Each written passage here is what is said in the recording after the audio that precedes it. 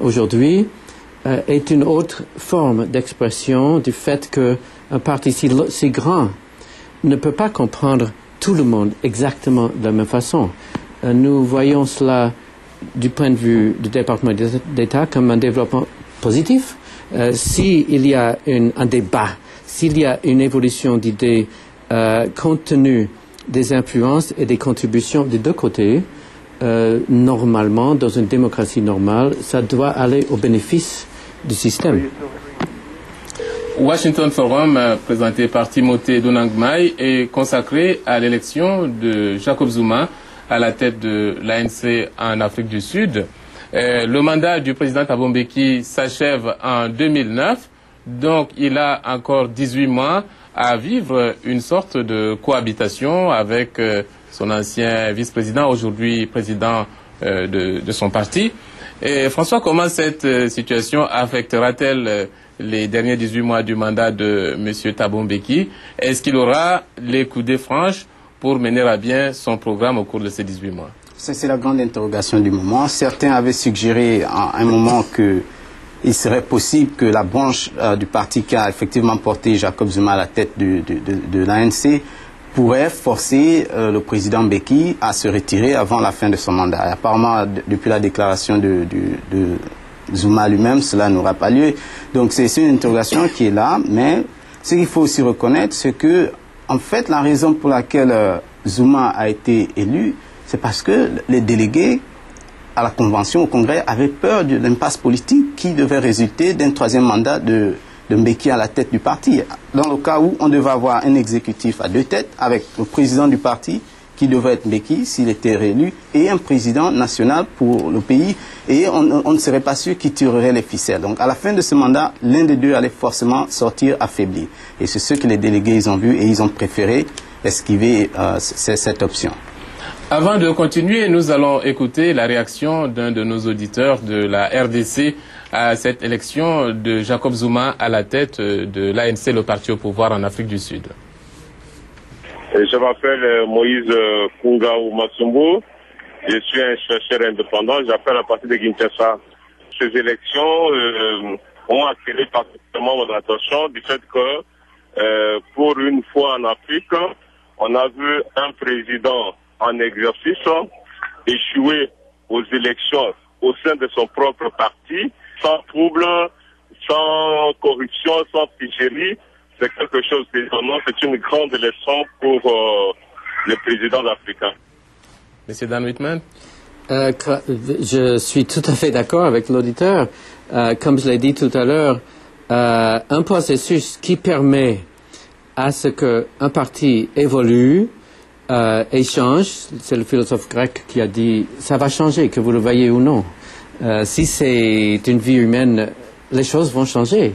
Donc nous constatons, comme l'auditeur, un côté positif dans le fait qu'un parti peut s'accommoder à des changements, à des actualisations des circonstances dans lesquelles le parti fonctionne.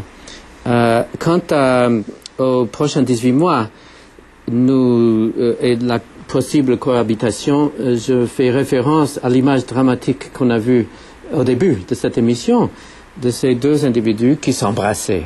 Et je pense que cet embrassement n'a pas été hypocrite. Je pense que tous les partenaires dans ce débat, il y a une certaine transcendance des valeurs partagées dans les valeurs de l'ANC, qui était, comme François l'a dit au début, un parti d'opposition, un parti de soulèvement même, contre un régime qui était injuste. Donc je pense qu'à la fin, l'ANC trouvera son chemin. Ce n'est pas garanti, mais le débat devient par cela d'autant plus intéressant. Le fait qu'il semble y avoir des différends, mais nous avons une certaine cohésion d'opinion au sein de ces différends. Nous constatons dans cela un élément positif.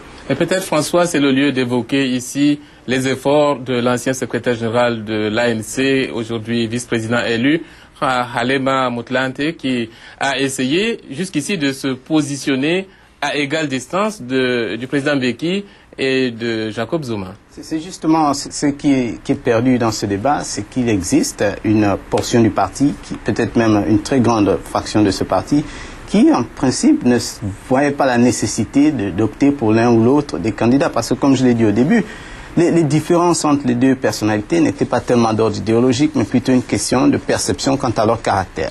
Donc effectivement, il y a cela qui est là, c'est un signal qui dit qu'écoutez, quoi qu'il en soit, c'est l'ANC, elle est unie.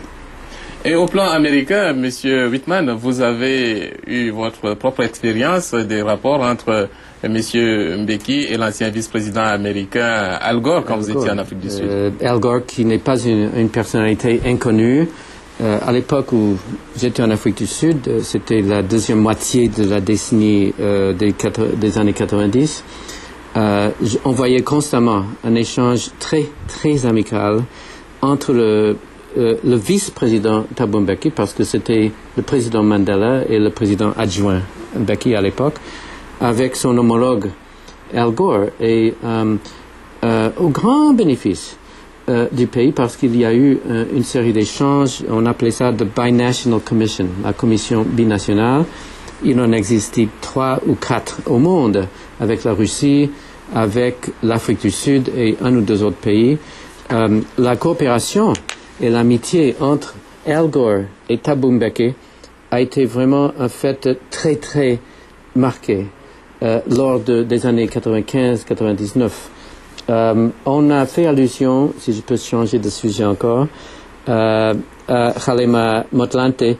J'aimerais citer ce qu'il a dit hier, parce que c'est une personnalité dont on n'a pas parlé beaucoup jusqu'à présent. C'est lui, apparemment, qui, pendant un certain moment délicat dans les négociations, a appelé à l'ordre l'Assemblée, et par la suite, il paraît qu'on lui a demandé « À vous, M. Motlanthe, ne souhaiteriez-vous pas être président de l'Afrique du Sud ?» Il a répondu de la façon suivante.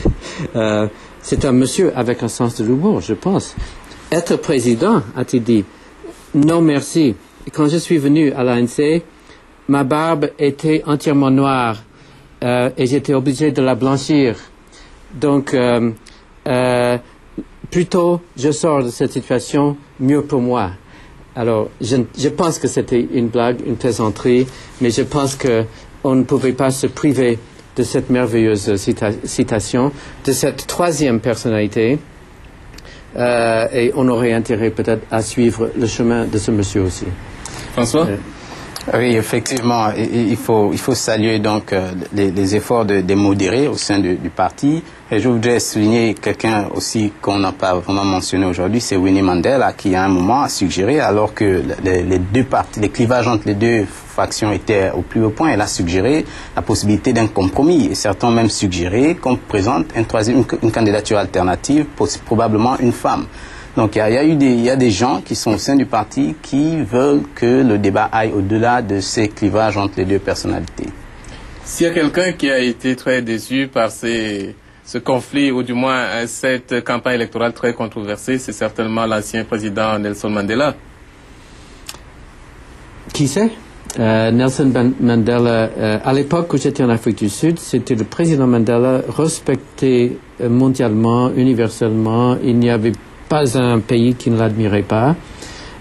C'était le monsieur qui se présentait et qui représentait merveilleusement bien son pays, alors que son président adjoint Mbeki, qui faisait franchement beaucoup de travail dans les couloirs, dans les coulisses. Je suis sûr que Nelson Mandela se fiait à son adjoint. Ça ne veut pas dire qu'il serait déçu s'il voyait, il a vu certainement l'évolution de son parti.